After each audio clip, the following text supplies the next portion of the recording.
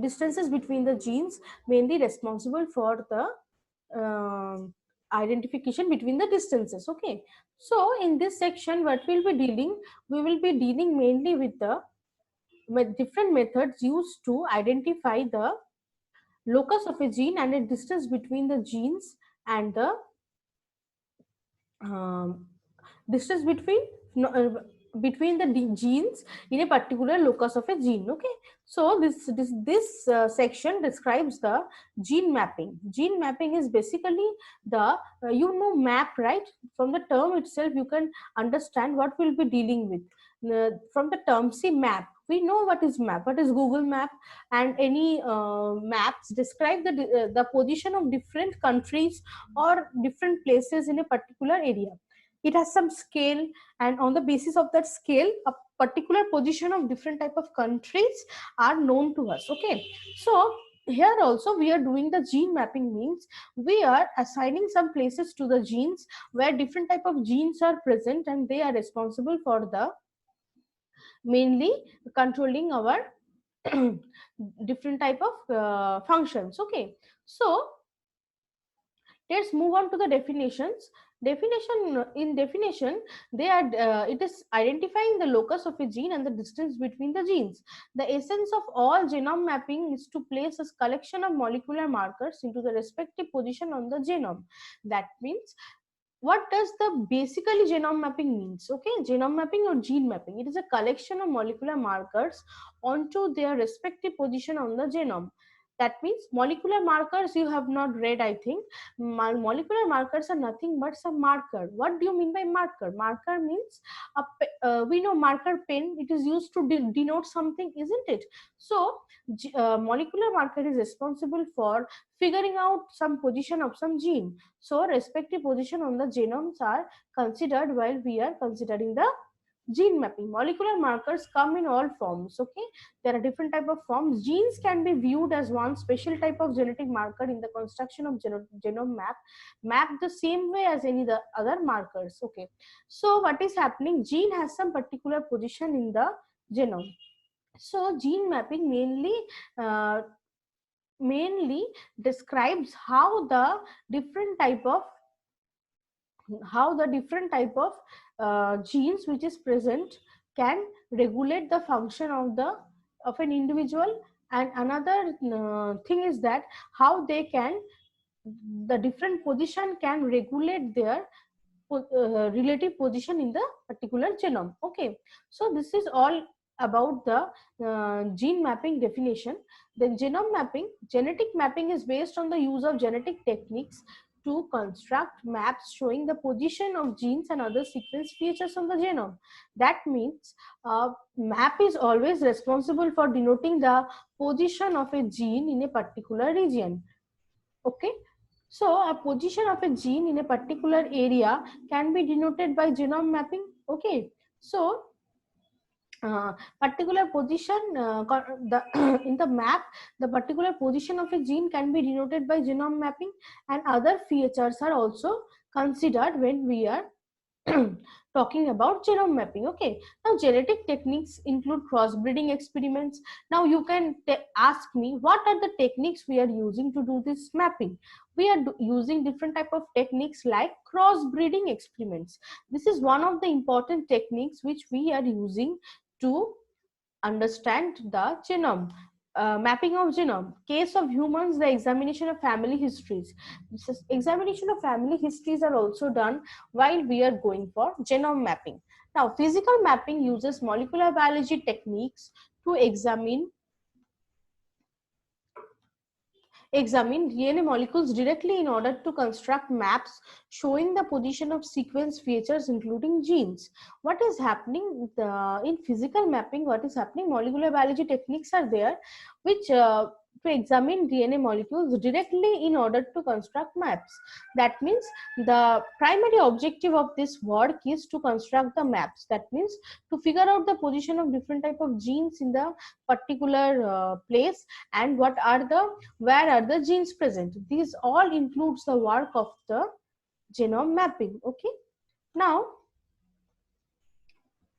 the next thing what we will be reading is the genetic mapping, this is more clarifying the what are the different type of mappings. Okay, the first step of building a genetic map are the development of genetic markers. I have already told that genetic markers or molecular markers are required to understand how the genes are positioned. So the first of all, you have to understand the genetic map for the development of the different type of markers. Now what is happening, since the closer the two markers are on the chromosome, the more likely they are to be passed on to the next generation together. That therefore the co-segregation pattern of all markers can be used to reconstruct their order. Acha. What does this mean? Suppose two genes are placed side by side. Now you have to measure the distance between the two genes, and when we can say that closer the genes are, or the two markers here denote the position of the gene only, because marker will bind with the gene. So closer the two markers of the chromosome are, more likely they will pass on to the next generation by co-segregation. Now in Mendel's law you have read about segregation, law of segregation. Here co-segregation is taking place. What is happening? Two types of markers are coming close to each other and they are passing on to the one generation to another. So these markers can be used to construct their order. The genotypes of each genetic marker are recorded for both parents and each individuals in the following generation. The quality of the genetic map is largely dependent upon two factors: number of genetic markers on the map and size of the mapping population. Okay, now some criteria are there to uh, denote whether the map is correctly done or not, or whether the map is useful or not. To determine the quality of a map, you require to know two factors. What first factor is number of genetic markers used and size of the mapping population. That means number of genetic markers used means what? You are using some markers to denote the position of the gene. Okay, so more the number of markers you are using, more the uh, clarification of the gene position of the genes will be clear. So number of genetic markers present in the map is very important. The size of the mapping population means how uh, what is the size of the mapping population means how long, how many genes are considered when we are going for the mapping. So these two criteria are very important when we are talking about genetic mapping. So now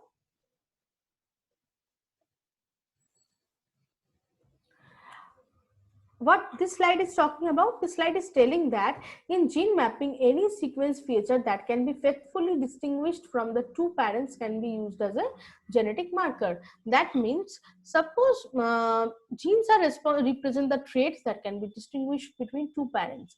Okay, so you have read about traits or characters, that means some individual quality or particularly a character which flows from one generation to another in the form of the genes. They are, if their linkage are calculated in the same way if they are common markers. Okay, the entire process is then repeated by looking at more markers which target that region on the map. What is happening? We are targeting each of the markers and denoting where they are binding to the gene, and this will denote the position of the gene. Okay, this process is often known as positional cloning, and it is used extensively in the study of plant species. What is happening? When you are using different type of markers to identify the position of the cloning, then it is known as positional cloning, and it is extensively used in the study of plant species. Okay, so next slide is physical mapping. Okay, physical mapping.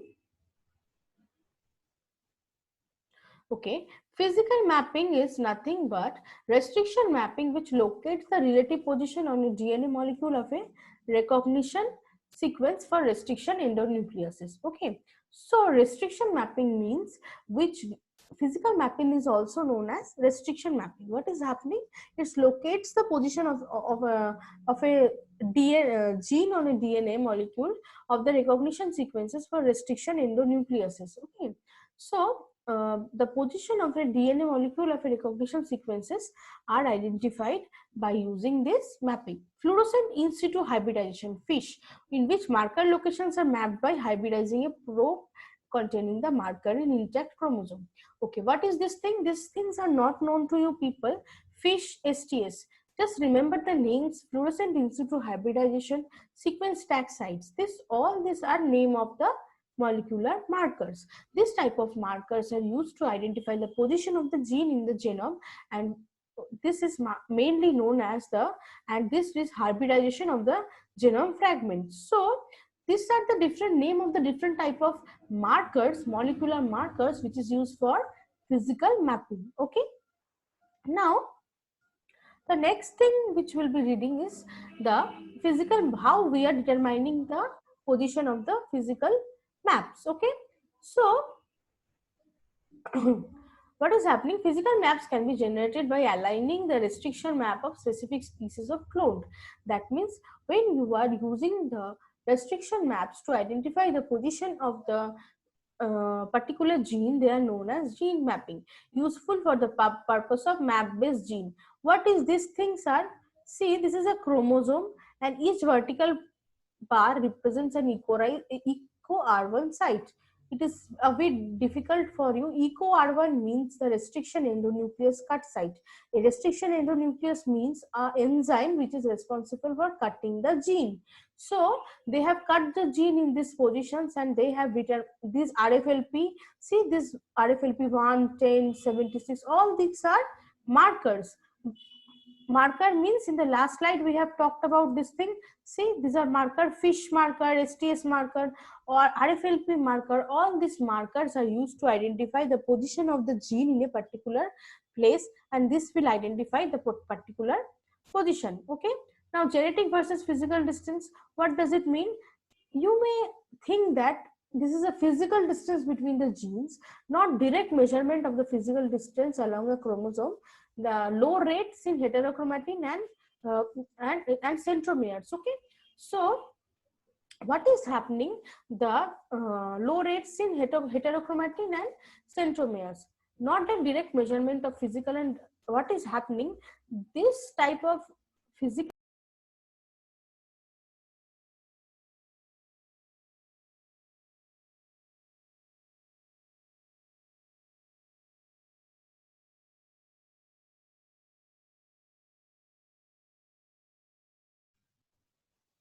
sorry, again got disconnected today. Today we are facing very problematic network issues.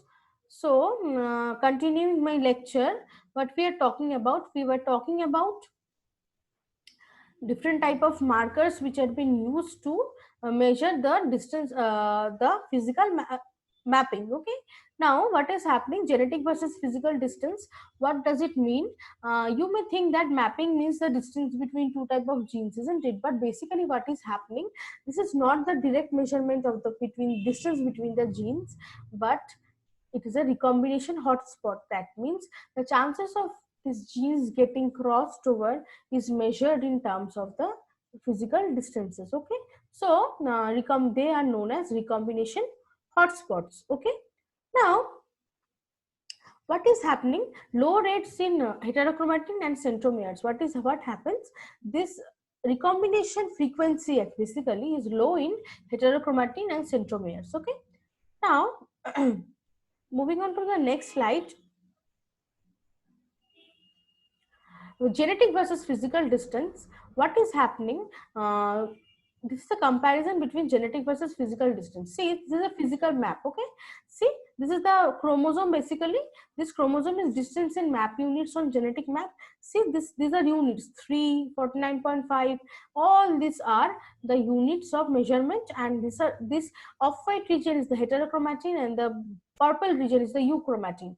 Euchromatin and heterochromatin, what does it mean? Euchromatin consists of some important genes responsible for the functioning of the gene, but heterochromatin does not contain such important genes. And this is the genetic map. That means this is the very little recombination takes place in the heterochromatin. A small distance in the genetic map corresponds to a large distance on the chromosome. Okay, so see, this is the genetic map. This is the positioning of the genetic map. It is starting with 0 and it is increasing towards the at the end.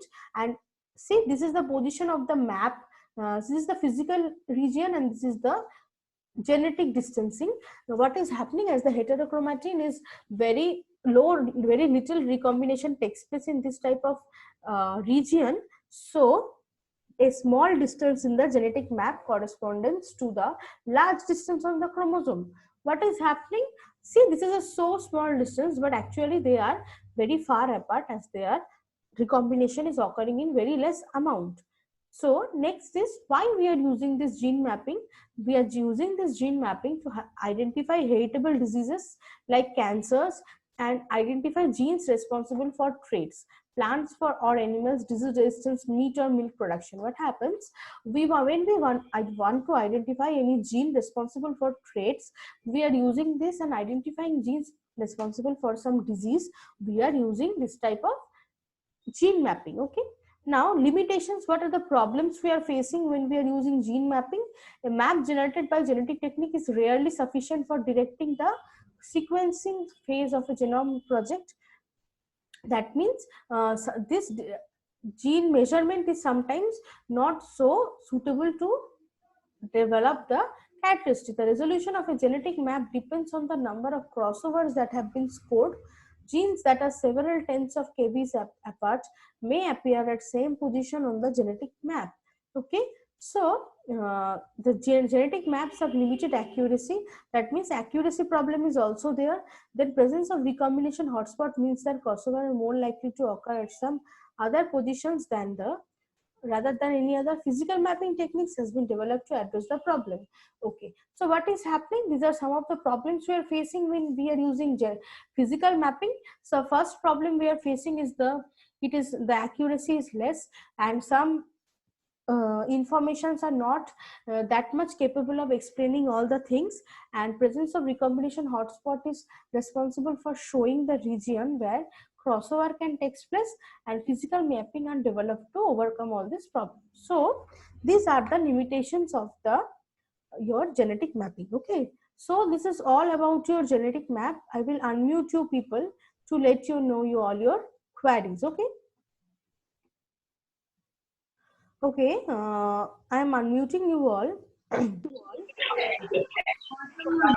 Okay, so please tell me what problems you are facing. Hello. Yes. Ma'am physical ম্যাপটা একটুখানি বোঝান না, আরেকবার বাংলাতে বলবেন ma'am. English বোঝো না? না বুঝি না। Okay, I'm explaining that. Okay, I'm explaining physical map again. Okay.